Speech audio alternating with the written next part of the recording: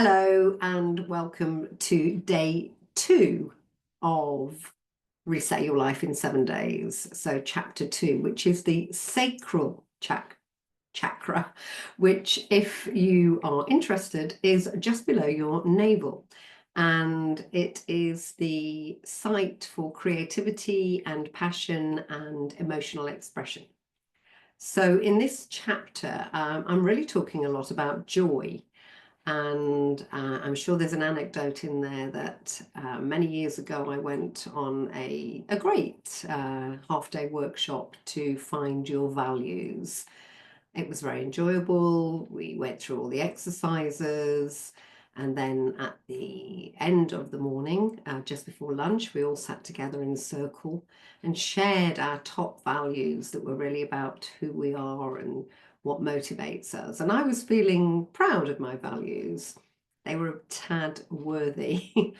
And as we went round the circle, I realized that pretty much everybody else in the room had joy or fun or something very light in their values. And I didn't have it at all. I looked on my long list. It wasn't even on my long list. So I'd very much grown up. Not that I didn't have joy as a child, but particularly I had a strong work ethic. I was a Saturday's child, works hard for a living.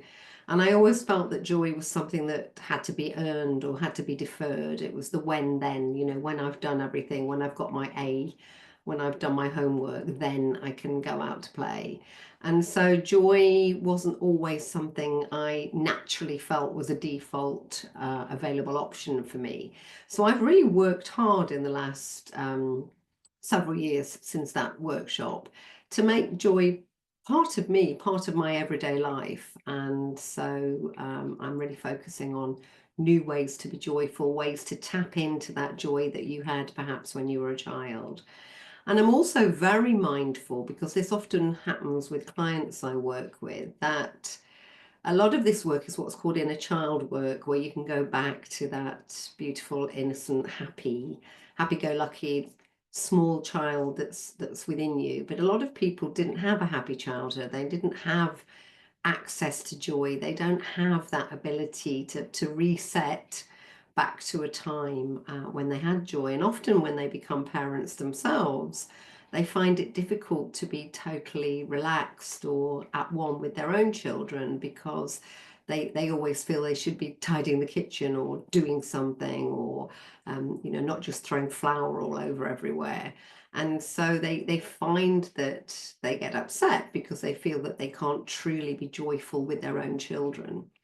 So I've been very, very mindful of that, and I have got lots of exercises in and creating joy when you've maybe never even really probably had it, because it's great to reclaim it, but if it's not theirs for you to claim, then I don't want you to feel that you've left out.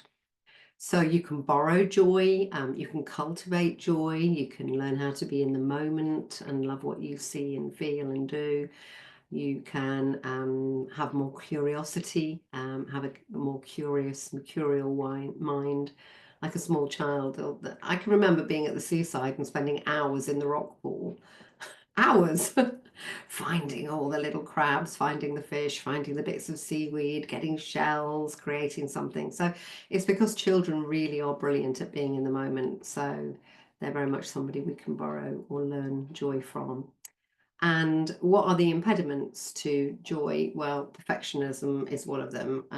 I must always be perfect. I must do it perfectly. I must not make a mess. Ways to overcome that are really important. I think the big question is, what would you try if you believed you couldn't fail? What would you have a go at? Because again, children, they don't give up learning to ride a bike because they fall off a few times. They persevere. They don't stop learning to walk because they fall over a few times as a toddler. They persevere and they keep going. It's not an option of, oh, I'm going to give that up. And we often do, because we feel judged, or we feel silly, or we feel a failure. We feel embarrassed. And so if you can get a lot of those not helpful emotions out of the way, what would you do if you couldn't fail, if you didn't feel that you could fail? So every step towards joy is a step towards healing. So it's a great chapter. I think it's a really important chapter. It's a lot more important on my agenda than I probably would have put it 5-10 years ago. So enjoy day 2. I'm wearing orange. Well, I think it's nearly orange. So it's pretty much the colour of that chakra for day 2. And I'll be back on day 3. So enjoy. Have fun.